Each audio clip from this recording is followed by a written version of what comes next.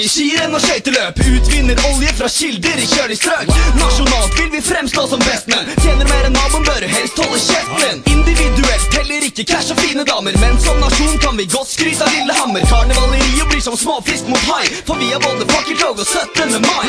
Svaberg er mye bedre enn milevis med Gulstrand. Og hvordan ville verden vært uten Harlem Brundtland? Hva tror du kan nordmann diva få pyser? For verdenskrigen snudde brått når vi senker blysjer. Og fuck bry, vi har Brunos og Jarlsberg, og alle vet at norsk mjød grisebank i Karlsberg. Litt for stolt, du kan si hva du vil, for Norge er det eneste jeg ville gått i krig for. Det er lille Norge, lille verden ikke klarer seg ut. Lille Norge, som ligger lenger enn nord. Det er lille Norge, heldig og slipper unna fluten. Blir du hatet og kan gjøre det stort. Det er lille Norge, landet selv kongen gjør alt. Lille Norge, mitt er religion. Det er lille Norge, men likevel er glad for og skryter at det er typisk norsk å være god. Å være vikinger sier ikke rent lite, og sier noen Bjørn Dæhlie blir det helt stille. Is that Bjørn Dæhlie? Vi har Rosmar i køen, hvem trenger paven? Og verden sto stille da Oddvar brakk staven. En julebordkultur som man ikke viker fra. Drikker mer enn oss for som å hoppe etter Wirkola. Bry meg heller ikke hvem du er eller hvem du kjenner. For meg Dylan og Robbie Williams er Norges venner. Du skal ikke tro du er noe, du kan ikke lære oss noe. Æda væda, janteloven er noe gjære. Du skal ikke vise rikdom, men vi har mest i verden. Og gjør du som oss, kan du også bli best i verden. Du skal ikke tro du vet noe, du duger ikke til noe. Æda væda, janteloven er noe gjære. Drit i forsvaret om du vil slåss. Jeg stiller opp med Åmot og Johan Olof Koss. Det er lille Norge, verden ikke klarer seg ut. Lille Norge, som ligger lenger enn nord. Det er lille Norge, heldig og slipper unna fluten.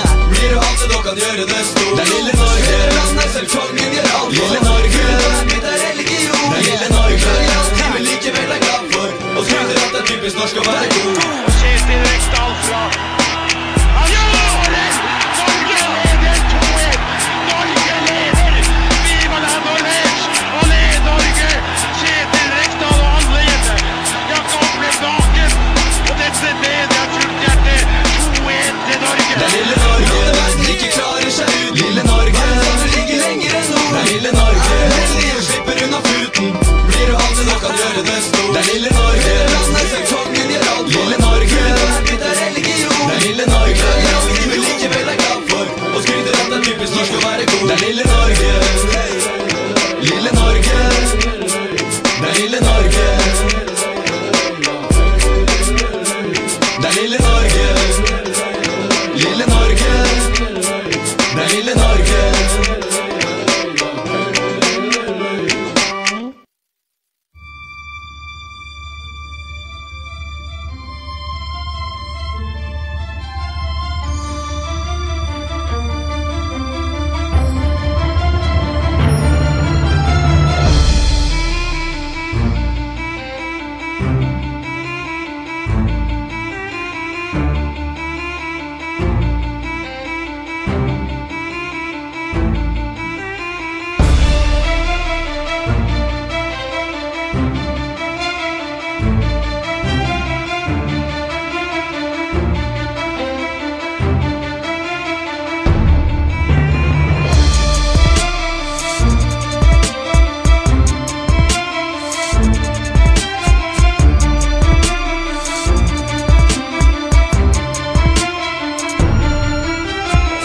Supersjokk-TV som kommer av. Gutta, du vet navnet på med enda en superlåt. Blir du superkåt om vi forandrer systemet og regler vi lever når styr på. Vi er ikke på liksom. Gutta fra Vesen har gjort sine lekser og tror det var slitsomt. Så ikke bi på noe hatere skriker fordi de ikke liker at de har kommet hit nå. Rapp om damer, festing og pils, ting vi kan stå for og oppleve, for vi tar deg tilbake til 2002 når alle ropte legendene kor. Årene etter gikk, og nå er det 100% musikk. Fra puttdiamanter oppfylt med selvironi til Bærums grammatikk. Og hvis du ser det vi ser, og ler når vi ler, skjønner meningen bak teksten og i tillegg synger med. Om du hater er det fair, for du vet at we don't care. Få arrangeres fest der alle sammen inviterer. Så er du med oss, hele stor familie.